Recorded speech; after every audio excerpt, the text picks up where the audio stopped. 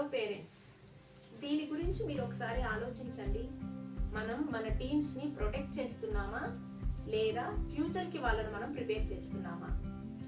Protect చేయడము అని అంటే చాలా సందర్భాల్లో టీన్స్ని మనం మన కంట్రోల్లో ఉంచుతాం కదండి. అది టీన్స్ పట్ల మనకున్న ప్రేమ అలాంటిది.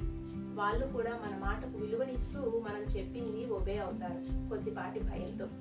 ఇది వాళ్ళని మనం ప్రొటెక్ట్ చేస్తున్నట్లే. మరి ఫ్యూచర్కి ప్రిపేర్ చేయడము అంటే ప్రతిదీ మన మాట పైన డిపెండ్ అవుతూ మనం చెప్పింది వింటే వాళ్ళకందరూ వాళ్ళు ఓన్ డెసిషన్స్ తీసుకునేది ఎప్పుడు?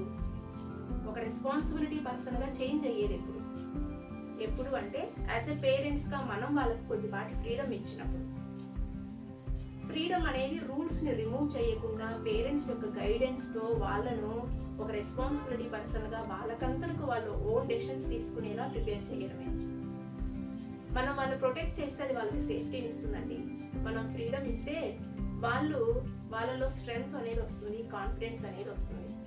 మనం వాళ్ళకి ఫ్రీడమ్ ఇచ్చేది వాళ్ళ నుంచి మనం దూరం చేయడానికి కాదు, మన దగ్గర నిలబడి లైఫ్లో వాళ్ళు స్ట్రాంగ్గా నిలదొక్కుకోవడానికి. అందుకే వాళ్ళకి కొద్దిపాటి ఫ్రీడమ్ అవసరమని నేను అంటాను. మీరేమంటారో కామెంట్ సెక్షన్లో తెలియపరచండి. వీడియో నచ్చితే లైక్ చేయండి, షేర్ చేయండి, నా ఛానల్ని ఫాలో అవ్వండి. Thank you for watching. This is Jyoti, parenting connection coach.